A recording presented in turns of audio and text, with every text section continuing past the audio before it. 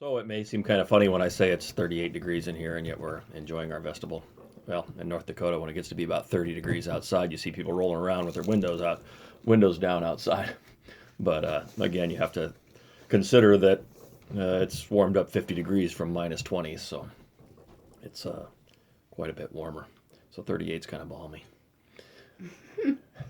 So this is probably one of the few videos you'll see me with a beard left, because I'll probably shave it off now that summer's come. I've never ever worn one in the past because it's kind of, as we've mentioned, or it's looked down upon as witnesses. But you don't really like beards anyway. no, I've never liked them. I've never been a thing. But Tiffany likes them, and she wanted to see what I looked like when. She's always wanted to see what I'd look like one without it, but Yes. or with it.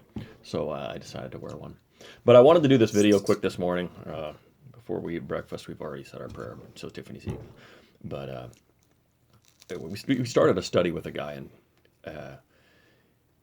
we're not shy about what's going on with us. And if you basically, we were disfellowshipped for asking for proof that the governing body is the faithful slave, and we had some questions in regard to that. Not that we actually asked those questions, but we're not shy about sharing that with people. Sharing our story. Sharing our story, sharing what's going on. We're just not quiet about it. We've had other people say, oh no, don't tell anybody you're disfellowshipped. Well, we don't see a way to come back because our faith is inextricably linked with being able to ask questions and prove our faith to ourselves. I don't have to rely on our literature to prove from the scriptures what it is I believe. So anyway, just I wanted to share some of the texts that we're having with him. He's a Bible reader. But he says, this morning I woke up to Psalm 37, 1 through 40.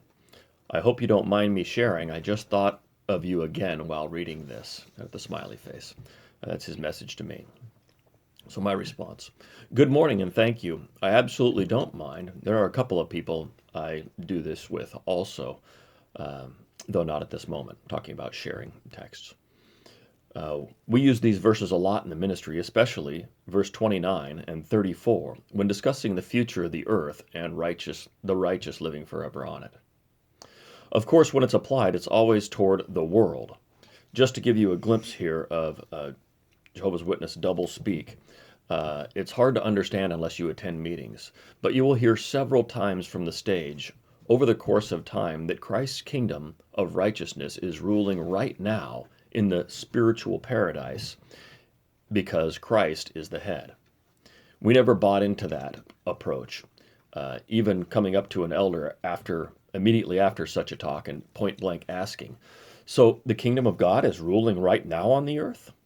He answered correctly in line with 1 John 5:19. The whole world is lying in the power of the wicked one, and that includes us. Well, that's the exact opposite that you heard from the stage. But you hear it so slyly so often, it does affect you indirectly. So when you read a section like Psalm 40, the application is the wicked are those of the world, and the righteous are Jehovah's Witnesses. So if you are not a witness, then you are the wicked. And in some cases that can be true. Think of someone DF'd for unrepentant adultery, for example. But as one elder said to us when we got DF'd, you can't have Jehovah without the organization. That's a direct quote. First, that's not anything in line with what we said. Second, now that he brought it up, though, does that sound like the righteous attitude of 2 Chronicles 6:18 and 8:27? Yes, a house dedicated to Jehovah was built, and it played a role in worship. But Solomon recognized that in no way was Jehovah bound by that system of worship. Stephen reiterated that in Acts 7:44-53. Point 3. When being DF'd, some are told, you need to draw close to Jehovah while you're DF'd so that you can come back. That obviously does not match that elder's words of what he said to us. So those are some of the things you have to battle with if you're DF'd but have done nothing wrong. And I'm bringing this out because when you're going through something like this, I think if you've been DF'd for something you've done wrong, or you know that you did something wrong, at least you have that to lie back on. Even if you think you shouldn't have been DF'd, you at least know that well, I did do something wrong. There is something for me to be repentant for. But in our case, just asking, wanting to ask questions about one teaching, that's Organizational teaching. yeah, an organizational teaching. That's very tough to swallow, and it makes it impossible to come back. So just to comment on some of the things I mentioned, when that elder said to us, "You can't have Jehovah without the organization," he continually pushed us against that point in many conversations, and like we were against the organization. And I kept telling him, "Stop pushing us where we don't stand. That's not That's not the issue here." Another elder in the meeting said, "Do you even believe this is God's organization?" And I just answered with, "Did Jeremiah? Was it Jeremiah I said? Did Jeremiah think that it was God's, or maybe it was Ezekiel, think that it was God's organization at the time?" That again, that's not the issue. But if somebody else is out there that's gone through something similar, we want to hear about it and encourage those people, because it's very difficult to try and figure out the mind game in your own head of what's going on and how they're twisting scriptures sometimes to make you out to be the bad guy just for asking questions, which obviously you can roll several scriptures, whether it's in Acts talking about the Bereans, is it the one we use always in Proverbs, where it's like seeking for silver and for gold to ask those questions. Is that Proverbs 3? Right? Proverbs 3, 1 through... 2. Yeah. Proverbs 2. Oh, Proverbs 2. The other thing I'm going to say is that there are many, I feel, in the organization that just keep to themselves about that idea, even though they'll hypocritically say, "Oh yes," whatever the teaching is, and then not feel that way in their heart, just to save face. Absolutely. Anyway, this isn't about necessarily bashing other, and we want to be careful in our videos, because we're not out to slam the brothers. We're not out to cut anybody else down, but rather... All I'm saying is honesty gets you in trouble. Right. And I wasn't accusing you of not, of doing that, or of slamming the brothers. I'm just saying the video is not necessarily about... I mean, what she's saying, just to emphasize that point, there was somebody who came up to somebody else we knew and asked flat out, or told them flat out, "I don't buy this faithful slave thing at all, but if you tell anybody, I'll deny it." Somebody else... And we've seen him on stage just tout it, like, "Oh yes, Right. You have to follow this." Yeah. So they're going on stage and saying something they absolutely do not believe. Mm-hmm. Another individual shot me a question about generation, that he doesn't buy this generation thing. So there are witnesses that don't believe something, but to hierarchy, they've got to face up to it, because even if you ask questions about it, mm-hmm. you could be ostracized. Mm-hmm. And then you'll hear comments at the meeting, something like, "Well, some of us just take a little slower to understand," because you automatically will just go along with it no matter what, because if you don't, you'll get in trouble. Or you get the backpacks and, "Oh, yes, sister so-and-so." Or, "Oh, yes, brother so-and-so, you're so wise because you go along without questioning. You have such great faith." Yep. Again, I'm not bashing on those people. If that's their faith and they want to follow what a man says as opposed to what they've proven to themselves out of the scriptures that goes along with Romans, that's up to them.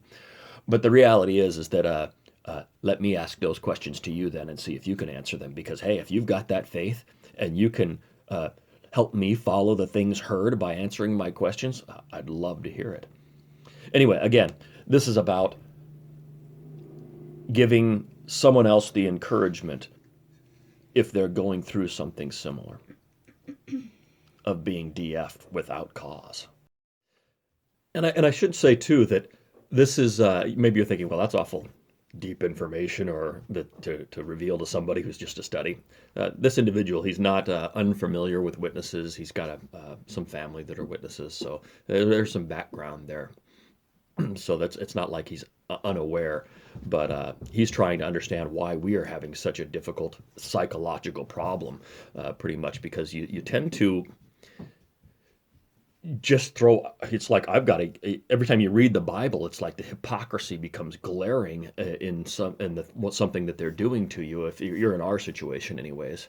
and you've got to weed all of that out again. And it reminds me when the Pharisees, when they'd go beyond the things written, and then no doubt punish individuals for breaking the heads of grain off and eating them for work, or any other things of washing up to their elbows, or whatever else they were punishing people for doing that were beyond the things written.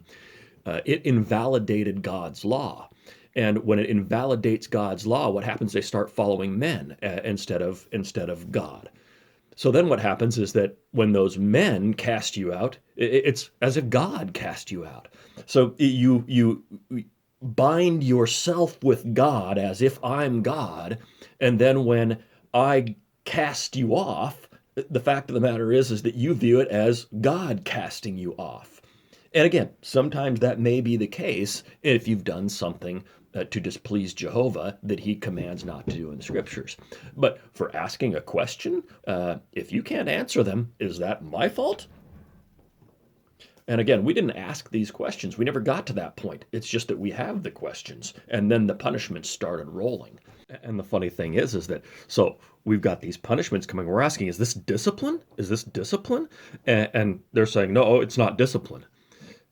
Well, if it's not discipline, then what's going on here? And that's the difference between discipline and punishment. And sure, punishment can be included in discipline, but discipline is to make a disciple to understand what it is the punishment is for.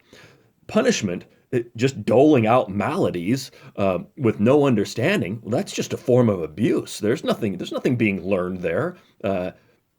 I suppose that, if you touch a hot stove, you're learning that it's hot, just don't touch it. But that's discipline. You're learning not to touch it. This, what am I supposed to be learning not to do? Ask questions? That makes the discipline, or from the punishment, unrighteous, because I'm supposed to be able to ask questions. So it's a very interesting mind game to get yourself out of.